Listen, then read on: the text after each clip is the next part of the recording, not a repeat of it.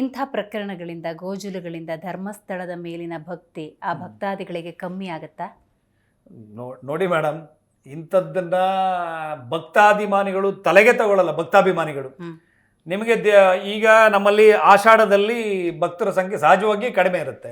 ಮಳೆಗಾಲಗಳಲ್ಲಿ ನಮ್ಮ ಕರಾವಳಿ ಭಾಗದಲ್ಲಿ ಕೃಷಿ ಚಟುವಟಿಕೆಗಳಿರುವಂತ ಸಂದರ್ಭ, ಹಾಗಾಗಿ ದೇವಸ್ಥಾನಗಳಿಗೆಲ್ಲ ತಿರುಗಾಟ ಮಾಡೋದು ಕಡಿಮೆ. ನಾಡಿ ಶ್ರಾವಣದಿಂದ ನೋಡಿ ನೀವು, ಸಂಕ್ರಮಣದ ನಂತರ ಶ್ರಾವಣದಲ್ಲಿ ನಿಮಗೆ ಅಲ್ಲಿ ಎಷ್ಟೋ ಜನ ಒಂಚೂರು ಒಳಗಡೆ ಬಿಡ ಕೇಳಿ ನಮ್ಗೆ ಫೋನ್ ಮಾಡ್ತಾರೆ.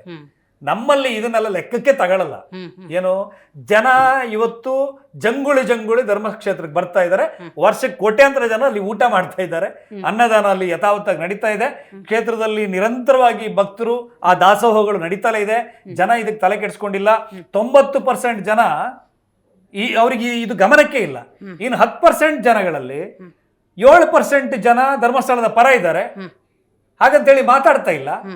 3% ಜನ ಧರ್ಮಸ್ಥಳದ ವಿರುದ್ಧವಾಗಿ ಮಾತಾಡ್ತಾ ಇದ್ದಾರೆ. ಒಂದು ಹಾಲಲ್ಲಿ 1,000 ಜನ ಇದ್ದಾರೆ ಅಂತ ಇಟ್ಕೊಳ್ಳಿ.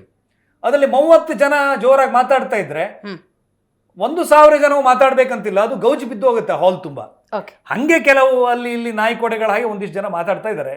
ಹಾಗಂತೇಳಿ ಎಲ್ಲರೂ ಮಾತಾಡ್ತಾ ಇಲ್ಲ. ಮೌನವಾಗಿದ್ದವರೆಲ್ಲ ಅದಕ್ಕೆ ಸಮ್ಮತಿ ಕೊಟ್ಟಿದಾರಂತೇಳಿ ಅಲ್ಲ.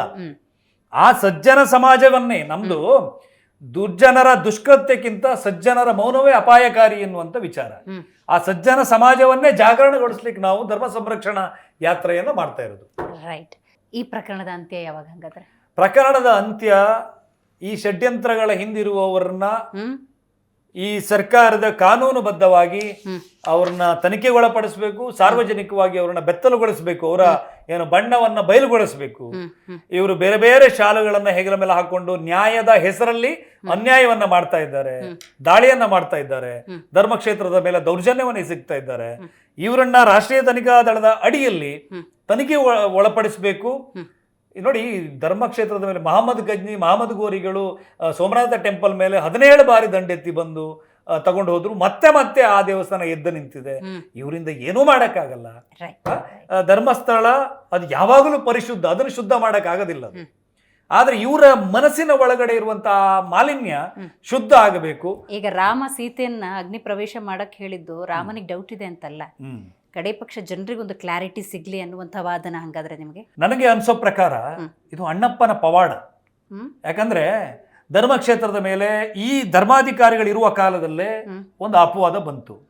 ಈ ಧರ್ಮಾಧಿಕಾರಿಗಳ ಇದು 78ನೇ ವರ್ಷ ಆಯ್ತಾ. ಇನ್ನೊಂದು 30 ವರ್ಷ ಅವರಲ್ಲಿ ಇರ್ತಾರೆ ಅಂತ ನಾನು ಹೇಳಲ್ಲ. ಹಾಗಾಗಿ ಇವರ ಕಾಲದಲ್ಲೇ ಆ ಬಂದಿರುವಂತ ಏನು ಅಪವಾದಗಳು ಅದು ಪೂರ್ತಿ ಪವಿತ್ರವಾಗ್ತದೆ. ಧರ್ಮಕ್ಷೇತ್ರ ಮತ್ತೆ ಪ್ರಚನ್ನವಾಗಿ ಹೊಳಿತದೆ, ಮತ್ತೆ ಕೋಟ್ಯಾಂತರ ಜನರನ್ನ ಅದು ಮತ್ತೆ ಸೆಳೀತದೆ. ಆ ಪವಾಡ ಆ ನೆಲದಲ್ಲಿ ಆಗ್ತದೆ. ಅದು ಸದ್ಯದಲ್ಲೇ ಇಡೀ ಜಗತ್ತಿಗೆ ಗೋಚರಿಸ್ತದೆ.